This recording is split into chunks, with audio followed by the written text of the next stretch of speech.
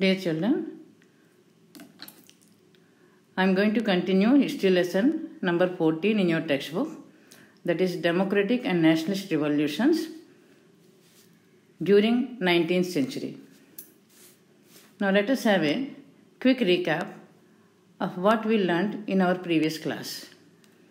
We learnt about how feelings of nationalism rose in European states and what were the effects of French Revolution and how were the kingdoms of Europe during that period and how the aristocracy, that is the rich people, they are called as aristocracy, how the aristocracy dominated the society, and also we learnt about liberalism and conservatism. And I gave you some homework. I hope you have done it. Now let us start today's lesson. Napoleon's defeat and Congress of Vienna. In 1815, Napoleon was finally defeated by Britain, Russia, Prussia and Austria in the Battle of Waterloo. And after this defeat, these countries like Britain, Russia, Prussia and Austria, they met at Vienna, which is the capital of Austria, to draw up a settlement for Europe. All these four countries which defeated Napoleon, finally in the Battle of Waterloo, they met at Vienna, which is the capital of Austria, and they wanted to draw up a settlement for Europe. And this is known as Congress of Vienna. So Congress of Vienna was held in 1815 and it was held under the leadership of Austrian Chancellor Duke Metternich. And the main objective of this Congress of Vienna was to undo most of the changes that were brought by Napoleon. Napoleon, during his rule, he fought many wars, and during these wars, he overthrew many kings and kingdoms also, and he occupied them. So, to restore those kingdoms again, to restore those kings again, that was the main objective of Congress of Vienna. Whatever changes were brought by Napoleon, they were reversed by the Congress of Vienna again. Now let us see what this Congress of Vienna did. Restoring the Bourbon dynasty, which had been overthrown during the French Revolution. During French Revolution, as you remember, Louis XVI and his wife were executed. And with that, the Bourbon dynasty came to an end. And restoring that Bourbon dynasty was the first objective of this Congress of Vienna. And they did it by restoring Louis XVIII. By making Louis XVIII as the king of France, they restored the Bourbon dynasty because he also belongs to the Bourbon dynasty.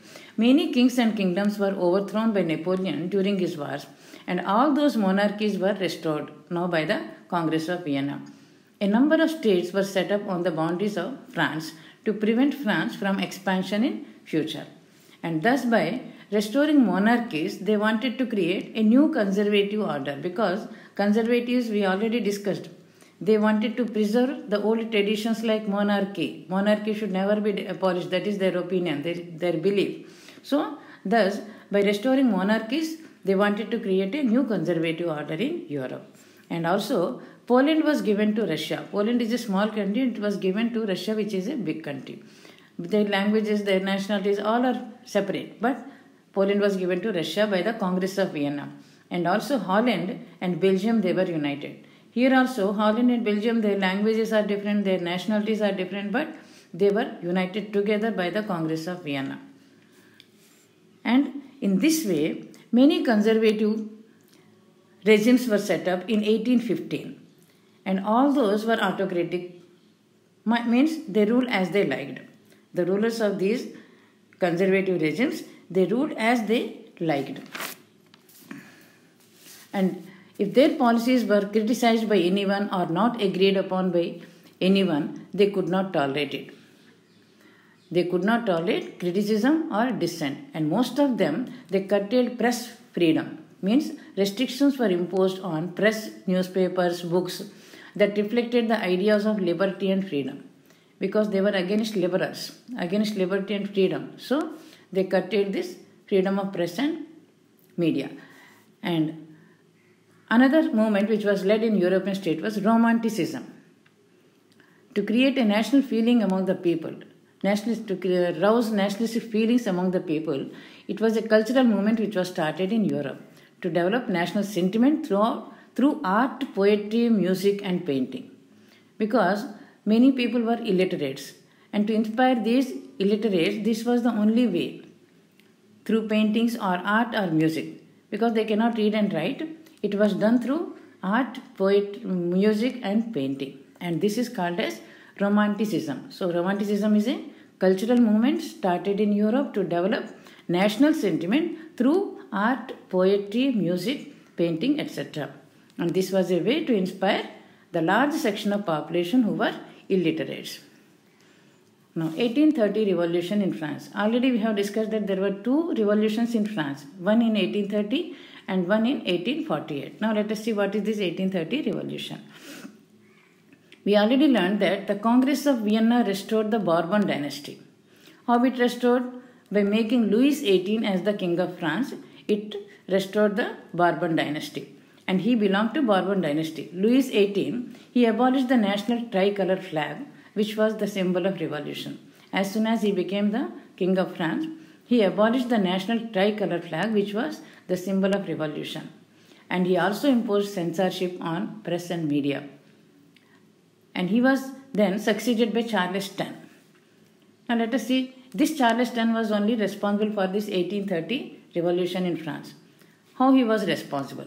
He completely abolished freedom of press. Charles X completely abolished freedom of press, and also he tried to restore the special privileges to noble and the clergy. He wanted to give some special privileges to the noble and church officials. It was not liked by all the other people. And he also abolished the National Guards. And to that effect, he passed ordinances on July 26, 1830. Because these ordinances were passed on July 26th in 1830, this 1830 revolution is also called as July Revolution. And that is why this revolution is known as July Revolution. And when these measures of Charles X were objected by the Chamber of Deputies, Charles X set aside the Charter 1814. Actually, when he became the King of France, he was ruling according to Charter 1814. Charter 1814 means it is just like a constitution. What are the rules and regulations to rule the country? So, when his measures were objected by the Chamber of Deputies, immediately he set aside this Charter 1814 and ruled as he liked. And there was an open revolt against this. And Charles X was forced to abdicate the throne because there was an open revolt from all sides. He was forced to abdicate the throne. And this spark of revolution spread to Belgium and Poland also. I told you already, Belgium and Holland, they were united together by Congress of Vienna, and Poland was given to Russia. So Belgium and Poland, they were also trying to get independence. So this spark of revolution spread to Belgium and Poland, and Belgium revolted against Holland and got its independence in 1830. And they set up a constitutional monarchy similar to that of Louis Philippe in France. They set up a constitutional monarchy, that means a constitution was prepared, and according to constitution, the king was ruling. And as we learned that Poland was given to Russia by the Congress of Vienna, so the Polish people also revolted for independence from Russia. But this revolt was crushed, and many of the people in Poland, they were put to death. Now the next one is 1848 revolt. Now let us see what are the causes and who is responsible for this 1848 revolt and how it occurred. After Charles X abdicated the throne, Louis Philippe, he was a distant cousin of Charles X, and he was made the King of France. And he called himself as People's King. And he led very simple life. He sent his children to the public schools. Like others, he sent his children also to the public schools. He used to walk in the streets of Paris just like common people. And he wanted to satisfy all the parties. That was his main drawback. He wanted to satisfy all the parties like Revolutionary Party, Constitutional Party, Republican Party. Many parties were there, and he wanted to satisfy all these parties. But he could not. And somehow he came under the influence of constitutionalists. So the other parties were not satisfied. And Republicans, they wanted to establish Republic in France. Socialist Party was formed with the slogan "Work for All" by Louis Blanc. Louis Blanc, he is a socialist, and he formed a socialist party with the slogan "Work for All." He demanded work for all the people. And Reform Party was formed by Thiers. Thiers, Thiers, he formed a Reform Party. But the king sent his army to suppress these revolutionaries. But they also joined the revolution. Instead of suppressing the revolutionaries, they also joined the revolution. And finding no other alternative, Louis Philippe fled away to England. And then France was made republic under Louis Blanc. Now, unification of Germany. This is the most important part of the lesson. How Germany was unified. Nationalist feelings were widespread among the middle class Germans. As usual, middle class were more educated. And these middle class people, they cannot tolerate inequality in the society or injustice in the society. So they raised their voice. Like that, in Germany also, it was the middle class people who raised their voice. So the nationalist feelings were roused in the minds of middle class Germans first. And in 1848, they tried to unite the different regions of German Confederation into a nation state. These regions of German Confederation, that means German-speaking people, they were scattered here and there. So they were to be united together to form into a nation state. And that attempt was made by the middle class people in Germany. But this was suppressed by the combined forces of the king and the military. And they got the support of large landowners of Prussia. They supported the king and the military also in suppressing this revolt by the common people. And these large landowners in Prussia, they were called as Junkers of Prussia. So, with the support of these Junkers, the king and the military together, they suppressed the revolt started by the middle class people for unification of Germany. So, the first attempt which was made to unify Germany was suppressed. Then, Prussia took up the responsibility of uniting Germany. And the movement for national unification was started under the leadership of Prussia. Now Prussia took up the responsibility and it played a leading role. Ottoman Bismarck, who was the Prime Minister of Prussia, was the architect of unification of Germany. He was the leader of this unification of Germany. He was the person who achieved this unification of Germany. So we call him as architect of unification of Germany. Bismarck fought 3 wars with Austria, Denmark and France. He fought 3 wars and he won all the 3 wars, and thus the unification of Germany was completed. Now let us see what are those 3 wars and how he used his tactics to win these wars. The first war he fought with Denmark over the position of Holstein and Schleswig. These two, Holstein and Schleswig, these are 2 places which are on the borders of Denmark and Germany. So both Germany and Denmark, they were claiming these Holstein and Schleswig. So over the position of these 2, Holstein and Schleswig, there was a war between Germany and Denmark. That is Bismarck and Denmark. And in this war, he took the help of Austria. Bismarck took the help of Austria, and in turn he promised that if he wins the war, he will give Holstein or Schleswig to Austria. With that promise, he took the help of Austria. And with the help of Austria only, he defeated Denmark and took away both Holstein and Schleswig from Denmark. But he did not keep up his promise to Austria. Why? Because he wanted to fight a war with Austria also, because some of the German states were under Austrian control. So he wanted to fight a war with Austria. He did not hand over any of these 2 to Austria. And this led to a war between Bismarck and Austria. And to win this war with Austria, he made an agreement with Napoleon. See how he used his tactics. He made an agreement with Napoleon saying that he should not support Austria in the war. If Napoleon supports Austria, Austria will win the war and Bismarck will be defeated, because Napoleon has very large army. So he took a promise from Napoleon that he will not join Austria on the side of Austria in the war, and he should remain neutral. For that, Bismarck promised, and in return Bismarck promised that he will give permission to exploit Rhineland for a period of 15 years. Rhineland, it is a region which is rich in minerals. Bismarck won the war but again did not keep up his promise, because now he has to fight a war with France also to unite Germany. So he did not keep up his promise. Thus he used his tactics made to Napoleon the promise made to Napoleon also, it was not kept up by Bismarck. So it led to a war between Bismarck and France. And in 1871, Franco-Prussian War was fought between France and Prussia, and ultimately France was defeated and Germany got unified. All these three wars were won over by Bismarck, and thus the process of unification of Germany was completed. And after unification in 1871, in the month of January, the Prussian king William I was proclaimed as the first emperor of United Germany. Now, unification of Italy. During the middle of 19th century, Italy was divided into several states, as you can see in the map. Out of all these states, only Sardinia was ruled by Italian prince. Can you locate Sardinia in the map? You can see in the map below Monaco, there is a big island like in orange color.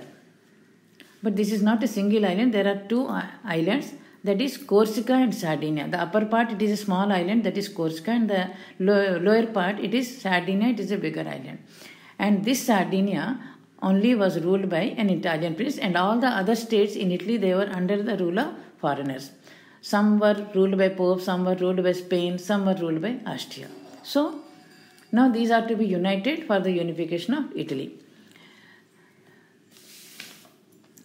Now, the unification of Italy was carried out by four people. They were Mazzini, Cavour, Prime Minister of Sardinia. Cavour was the Prime Minister of Sardinia, and Garibaldi and Victor Emmanuel II, King of Sardinia. Now let us see how they did. The northern part of Italy was under Austrian Habsburg Empire, and the central was ruled by the Pope. And the southern regions, like two kingdoms of Sicily and all, they were under Bourbon kings, Spain. So these were to be united for unifying Italy. Mazzini, he formed a secret society called Young Italy. And all the people who were below 40 years, they were the members of this Young Italy. And they were sent to nook and corner of the country to rouse the feelings of nationalism among the people, which was very much necessary, which was very much needed to unify Italy into one state. So, the members of this Young Italy were sent to each part of the country to rouse the feelings of nationalism among the people. That was the work done by Mazzini. And Prime Minister Cavour, he led the movement to unify Italy. He was the Prime Minister of Sardinia, and he led the movement to unify Italy. And by using all his diplomatic tactics, he defeated Austria. In 1859, he defeated Austria, and in 1860, Garibaldi, with his 1,000 red shirts, the army of Garibaldi's army is called as 1,000 red shirts. And with these 1,000 red shirts, Garibaldi marched into south and the Kingdom of Two Sicilies. The last one, violet colored, is Kingdom of Two Sicilies. He marched into this Kingdom of Two Sicilies and was successful in driving out Spanish rulers. This region was under Spanish rule, and the Spanish rulers were driven away by Garibaldi with the help of his 1,000 red shirts army. And in this task, he was helped by the local peasants. The local peasants who were living in this Kingdom of Two Sicilies, they helped Garibaldi in driving away the Spanish rulers. And actually, this unification of Italy was achieved in 5 stages. And when the 3rd stage of war was going on, Cavour died. And after his death, Victor Emmanuel II, the King of Sardinia, he took up the responsibility of unification of Italy, and with the help of Garibaldi, he conquered and unified the states of Middle Italy, which were under the rule of Pope. And thus, the unification of Italy was completed. Now the chapter is over. As usual, I am going to give you some homework. Read the remaining part of the lesson, underlining all the important points, and learn and write the remaining 1 mark and 2 mark questions, and write without seeing, and complete the blanks and MCQs in the material. And material page 53, if you have an atlas with you, you can try to complete the map pointing. Or with the help of whatever you learnt in your previous class, if you have any idea of these European states, you can complete the map.